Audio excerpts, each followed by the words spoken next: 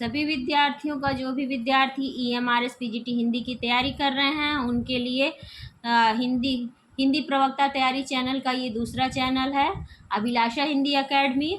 और अब से ये सारी वीडियोज़ आपको इस चैनल पर ही मिलती रहेगी नियमित रूप से। तो देखते हैं EMRS PGT हिंदी के नए सिलेबस में शामिल खंडगा से 10वां है खंडगा का लेखन कौशल और पत्रकारिता वाले टॉपिक के अंतर्गत 10वीं टॉपिक है संगोष्ठी संचालन। संगोष्ठी को सेमिनार भी कहते हैं इंग्लिश में। संगोष्ठी एक सभा होती है जिसमें सूचनाओं के आदान प्रदान के साथ साथ परिचर्चा भी की जाती है।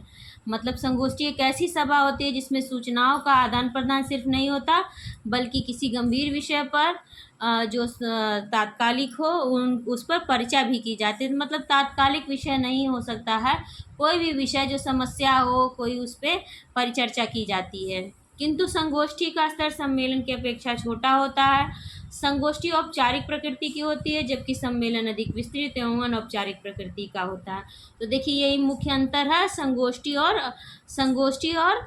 संगोष्ठी और सम्मेलन में मुख्य अंतर यही है कि संगोष्ठी औपचारिक प्रकृति की होती है और जबकि सम्मेलन अनौपचारिक प्रकृति का होता है। संगोष्ठी का स्तर छोटा होता है और सम्मेलन का बड़ा होता है।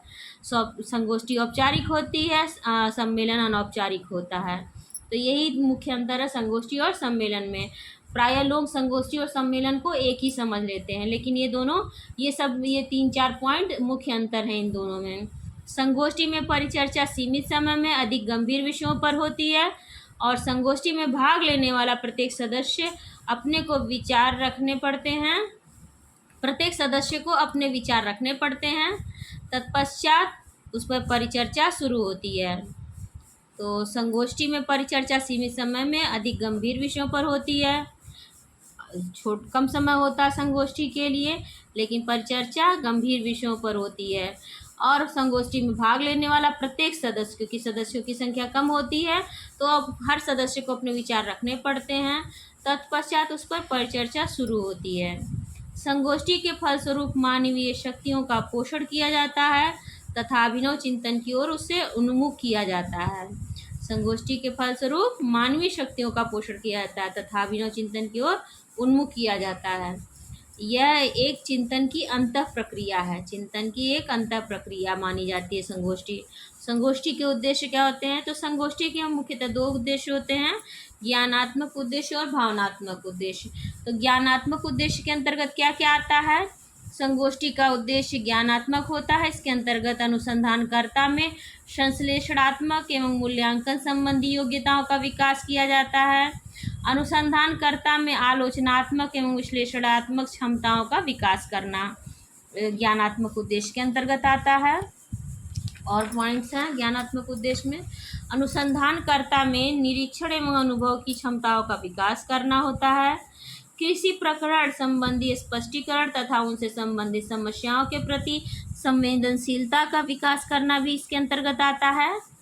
और अगला है भावनात्मक उद्देश्य। भावनात्मक उद्देश्य के अंतर्गत आते हैं अन्य अनुसंधानकर्ताओं के विरोधी विचारों, निष्कर्षों एवं दृष्टिकोणों के प्रति सहनशीलता का विकास करना, ये भावनात्मक उद्देश्य है। मतलब जो भी यदि आपके दूसरा कोई व्यक्ति जब कह रहा है उसके विचार से आप असहमत हैं, लेकिन फिर भी आप सहनशीलता पूर्वक उसके बातों को सुनें और समझें और यदि सही हो तो स्वीकार करें।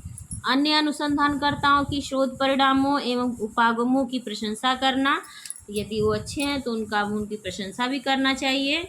अनुसंधानकर्ता में भावनात्मक स्थिरता एवं प्रेरणाओं को प्रोन्नत करना, ये भी भावनात्मक उद्देश्य के अंतर्गत आता है। अन्य अनुसंधानकर्ताओं के प्रति सम्मान की भावना का विकास करना, ये आपका संगोष्ठी के भावनात्मक विकास के अंतर्गत ये सारे पॉइंट्स आते हैं।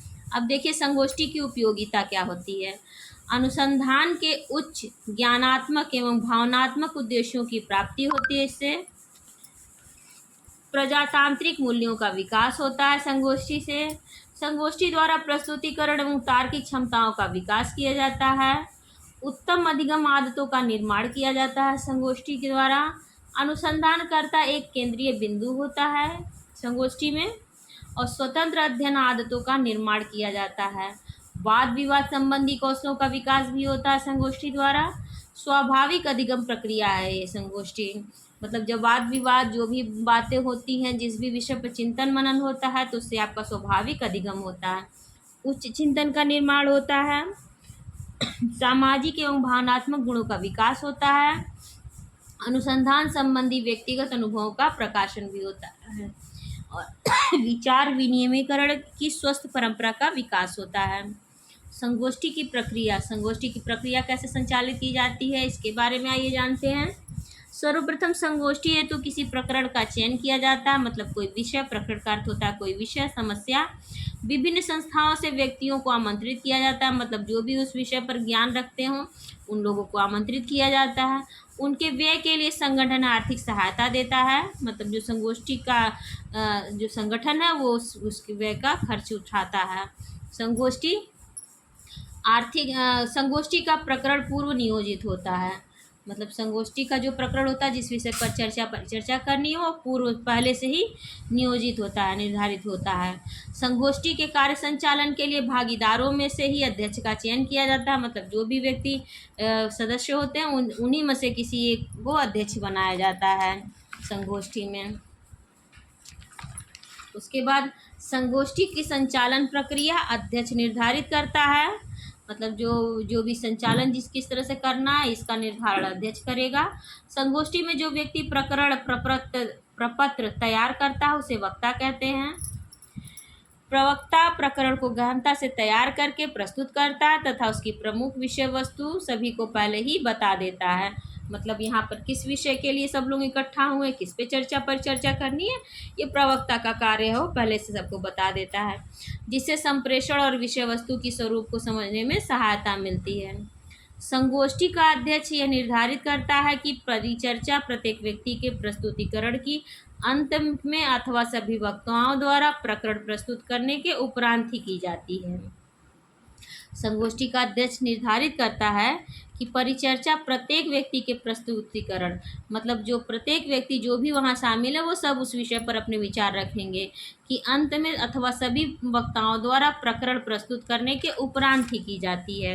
ये निर्धारित अध्यक्ष करता है, अध्यक्ष का कार्य है इसको करना। प्रकरण प्रस्तुत करने के उपरांत अध्यक्ष वाद विवाद का अवसर प्रदान करता है, मतलब जो भी दो लोगों के मत एक साथ न मिल रहे हों तो उनको वाद विवाद करने का मतलब अवसर प्रदान करता है कि आप अपनी बात को स्पष्ट करिए कि क्यों आपकी बात मानी जाए, दूसरे पक्ष को अवसर देता है कि क्यों आपकी बात मानी जाए, इसलिए ये इसका अवसर अध्यक्ष प्रदान करता है।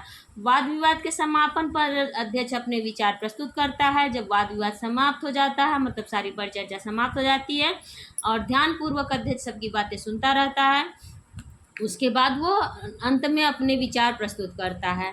संगोष्ठी की कार्यप्रणाली तथा परिचर्चा की प्रमुख तत्वों का आलेख तैयार किया जाता है। उपयोगी प्रकरण तथा वाद विवाद के निष्कर्षों को प्रकाशित भी किया जाता है। तो जब लास्ट में जो भी वाद विवाद का जो निष्कर्ष निकलता है, जो भी बात निकल कर आती है जिस पे सबकी सहमति बनती है एक रूप से, उसके निष्कर्षों को प्रकाशित किया जाता है। तो ये हुआ संगोष्ठी संचालन। उम्मीद है आप लोगों को समझ में आया होगा संगोष्ठी क्या होती है और इसके बारे में। और फिर भी कोई प्रश्न हो मन में तो आप कमेंट सेक्शन में पूछ सकते हैं। मेरे साथ जुड़ने के लिए आपका बहुत बहुत धन्यवाद। और सभी जो भी व्यूवर्स हैं, जो भी विद्यार्थी हैं हिंदी प्रवक्ता तैयारी चैनल के, वो लोग अभिलाषा हिंदी एकेडमी को ज़रूर से सब्सक्राइब कर लीजिए। और जो भी EMRS PGT हिंदी की तैयारी कर रहे हैं उन विद्यार्थियों तक इस वीडियो को ज़रूर शेयर करिए और लाइक शेयर और कमेंट करना ना भूलिए। धन्यवाद।